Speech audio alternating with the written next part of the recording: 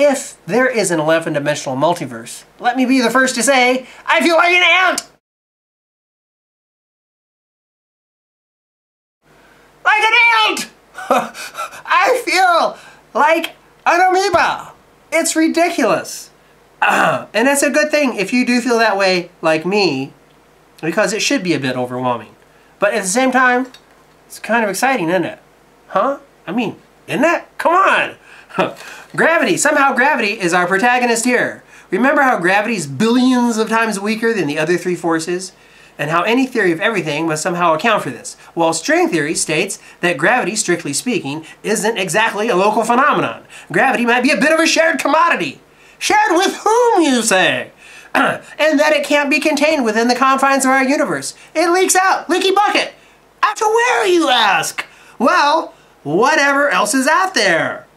Out where, you ask? Well, outside of our universe. Huh? To the next universe.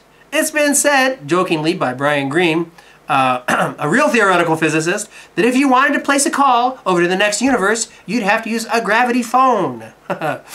One quick loose end I need to tie up here is that superstring theory has yielded a model of the universe, of the multiverse, I call the big loaf. The big loaf. So in this model, the multiverse is like a loaf of bread, and each individual universe, or membrane, is like a slice of that loaf. What's more, a Big Bang is when any two of these slices touch each other.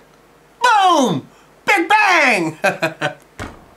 Now, this finally brings us to my preposterous superstring theory-based addendum regarding the cosmology of the multiverse. Real quick, I was pushing carts for 2 years. It was a horrible, weird job in a parking lot.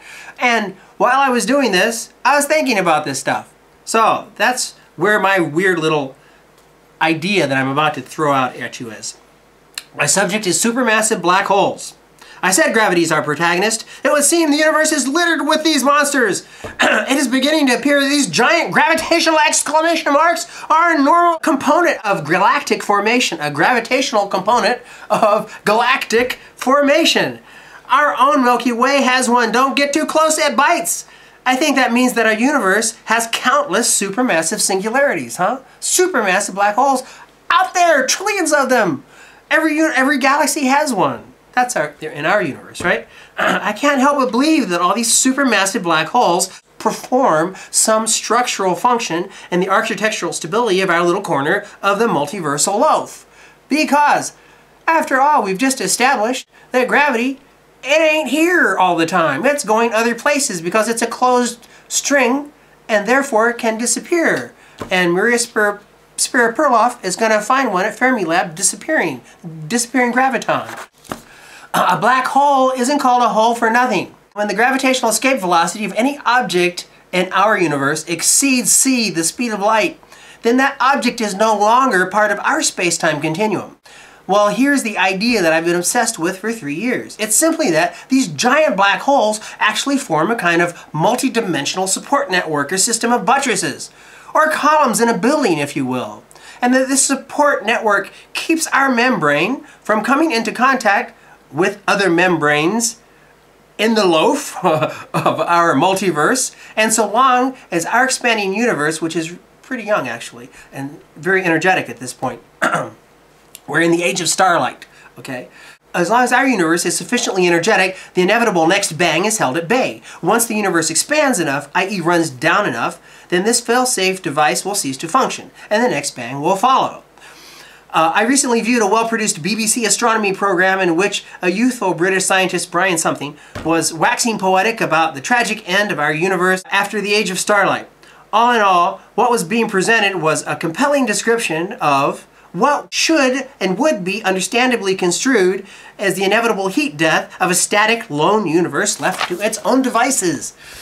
This long, tragic, drawn-out, seemingly endless entropic running down of existence was quite poetic, the way it was presented.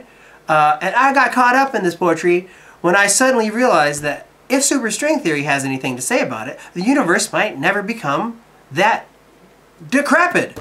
In fact, Maybe a better analogy would be the next bang is like a spring-loaded bear trap that's being held at bay by our highly organized, energetic, and as yet insufficiently expanded universe. The cosmos I'm proposing is much more dynamic.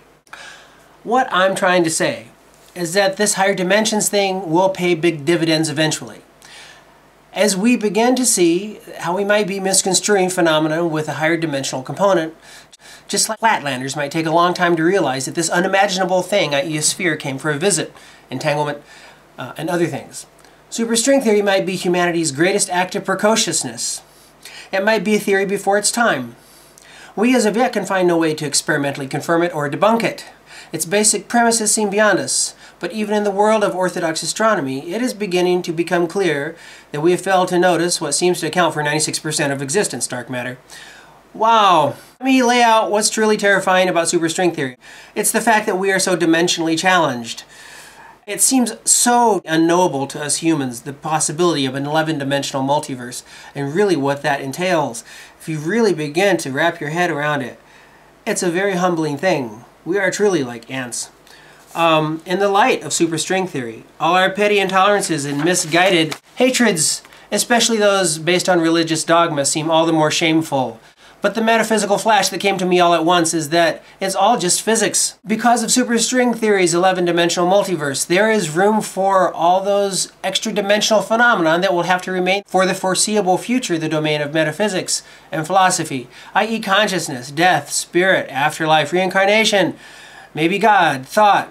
The idea that we're bound to misconstrue these things, trapped as we are in this brief and mostly ego-ensnared and therefore fear-driven four-dimensional existence somehow gives me peace. At this point, to say that God is physics is in no way a diminishment. God is physics. I think Einstein's favorite philosopher, Spinoza, said as much.